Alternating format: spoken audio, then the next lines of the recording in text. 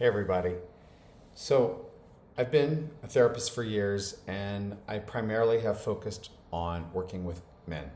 And I want to talk today about what it is that gets really hard for guys who are seeking help getting to therapy.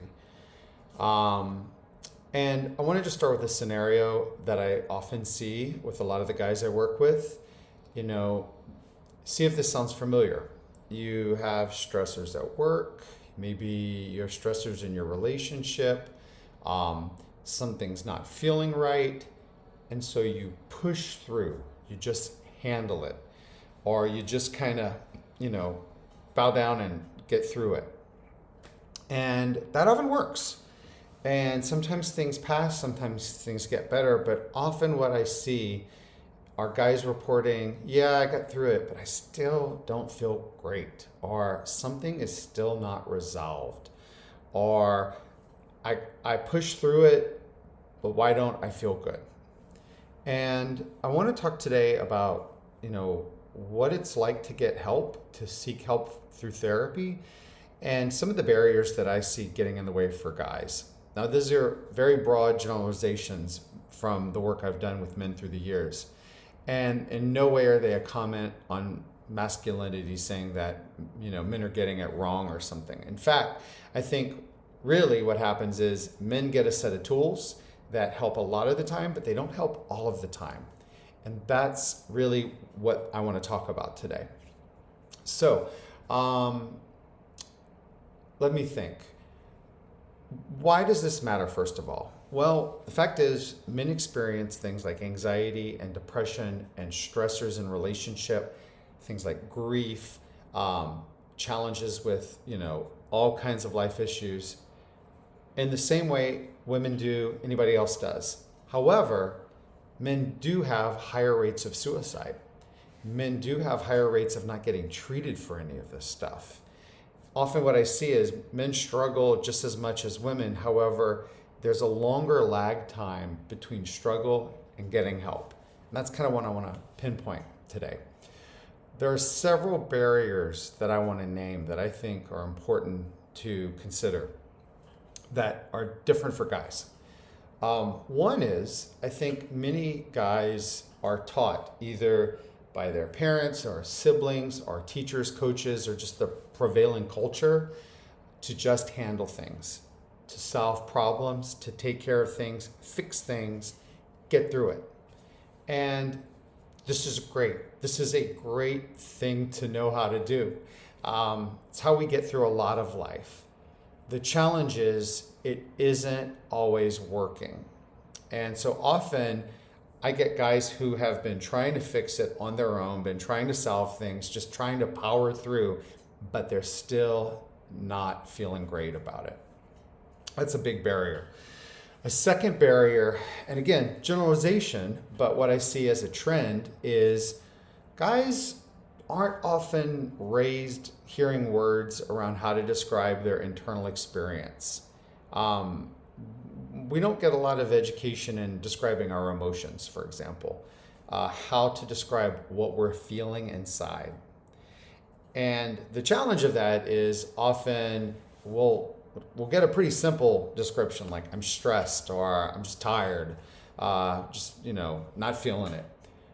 But that can be a really big barrier because there's usually something really complex going on under there, but it's really hard to describe the problem. It's really hard to get help for the problem. And so that barrier is a big one, and often it's something we work on in therapy.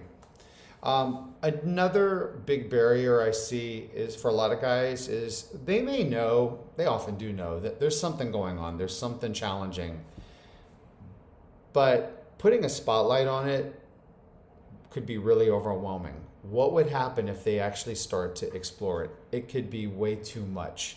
What will they actually find there? And so best to just power through and not approach that. So often guys won't come to therapy because they're like, this could open up a Pandora's box of stuff. I don't want to deal with that. And the fourth barrier that I hear from lots of people, men especially, is it's not the right time. I am too busy, got too much going on. I need to punt this down. I'll get to it later. And that's a common one, but I want to now shift to what the consequences of all of these are. And the barrier of not enough time right now is a good one. So what happens is, so we don't address it and we power through, or we kind of get through it. But there are costs, there are consequences. There are consequences on our relationships. The stressors we hold start to have impact on our relationships. Other people experience us as depressed, anxious, even if we think we've got it all together. We stress our relationships, we stress our bodies. Mental health has a direct impact on physical health, and our bodies hold on to this. I often see guys who seem to have it all together, but are actually using things like substances or sex or gambling as ways to cope. And even though they seem to have it all together, there are consequences of using these things to help them get through it. So those barriers often are what slow down, like I said, that runway between I'm really struggling and I want to do something about it. And what I want to do is talk a little bit about, what seeking help looks like and how it can be a really helpful thing and important. First of all, I want to name the first session. When a guy starts working with me, it's a conversation really about what's going on for you, what isn't working, and what would you like to see different. One thing I want to point out from one of those barriers earlier around emotional words. I don't think it matters if you come in and all you can say is I'm just super stressed or I'm kind of numb. I don't think you need to have all that vocabulary. That's actually part of the work of therapy. So I don't have any expectations of a guy coming in and having a really detailed description. My job is to support you in figuring that out. So I want to say that to get the pressure off of that you're supposed to come in and have it all figured out already. There's a lot of misconceptions out there around how therapy works, and there are lots of different therapists. The way I work, the way I think can be really effective with men is more active therapy, where there's more of a collaboration, more of a conversation, focusing on what's not working and making goals, setting goals, and starting to work toward making change happen. I often talk with the guys I work with around where do you feel stuck and what would get you unstuck?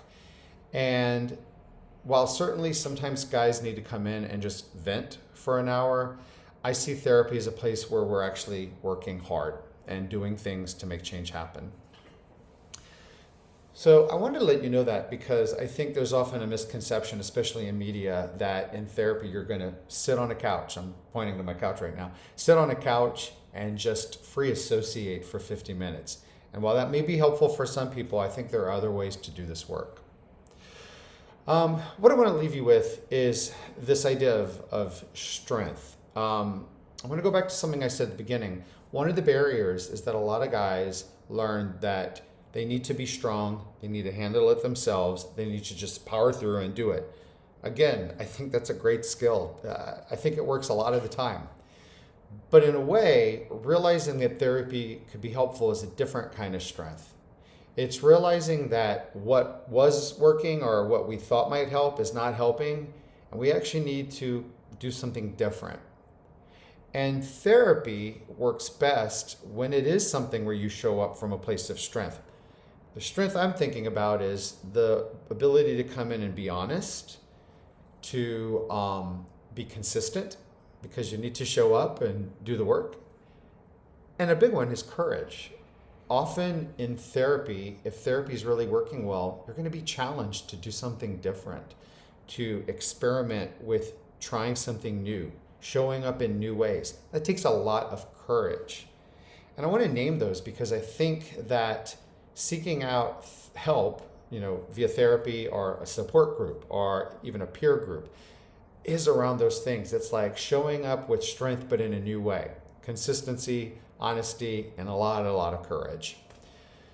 So that's just a little bit of my thoughts about this. I did write a blog post where I work in more detail around this, but I wanted to get that word out there because it's something I see in a lot of the guys I work with. It's something I see when I tell people that I'm a therapist and I work with men, and they let me know some of the challenges they have around seeking help.